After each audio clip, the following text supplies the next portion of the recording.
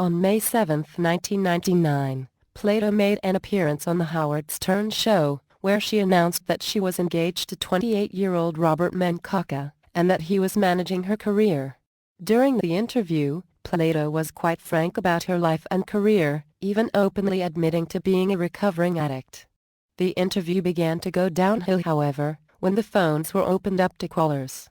A barrage of negative callers would hound Plato, calling her names and provoking her to the point of her offering to take a drug test while on the air. Even after the interview, Plato would never seem to get over the negativity and seemed depressed about how things were unfolding for her.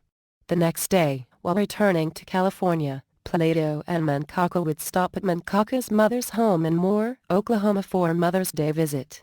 Plato went to lie down inside her recreational vehicle parked outside the house and subsequently took a large dose of Lortab and Valium. Sadly and tragically, she never awoke from her sleep. Her death at the age of 34 was eventually ruled a suicide and her body was cremated. Coroner officials in Oklahoma today ruled the troubled ex-different strokes star committed suicide intentionally overdosing on a toxic batch of painkillers. Dana Plato died May 8 in Moore, Oklahoma, as she slept in a mobile home parked outside the home of her fiancé's parents. She was 34. Police first said the actress' death appeared to be an accident. But Dr. Larry E. Balding, Oklahoma's deputy medical examiner, said the number of pills found in her system, combined with what he termed a past history of suicidal tendencies, led his office to conclude Dana Plato meant to die. The former child star left behind no note. Some have said Dana Plato was shaken the day before her death by an appearance on Howard Stern's radio show. During the interview, Plato alternately wept, volunteered to take a drug test, unvolunteered to take a drug test, and declared herself never happier. Lab work showed Dana Plato's system swimming with the painkillers carisoprodol, a muscle relaxant, and hydrocodone-acetaminophen. The equivalent of 7 carisoprodol tablets were found. Initial reports fingered the prescription drugs Valium and Lortab, a brand name of hydrocodone-acetaminophen. Following is the autopsy report from the Office of the Chief of Medical Examiners in Oklahoma City, Oklahoma. Decedent Dana Plato, birth date 11/01/63, race white, sex female, marital status single, authority for autopsy Larry E. Balding, MD, present at autopsy Steve Mullins, identified by toe tag, type of death violent, unusual, or unnatural. The cause of death in this individual is toxic concentrations of the drugs carisoprodol and hydrocodone-acetaminophen.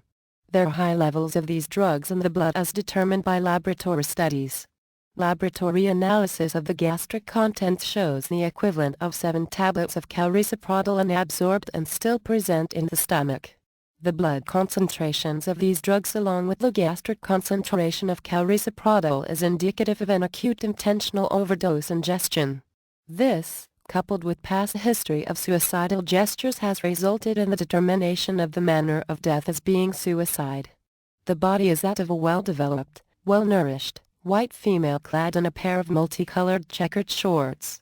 Accompanying the body is a blue tank top, which has been cut from the body. Multiple emergency medical interventions are present on the body, which are diagrammed in the included CME 182 series form. Eyes are clear and show no petechia. Dentition is natural, intact and unremarkable as an oral mucosa. Blackish-brown vomitus in the mouth and stains the face.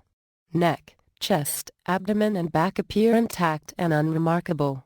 Arms, hands, legs and feet show no acute injury. On the palmar aspect of the right wrist there are 2 old scars.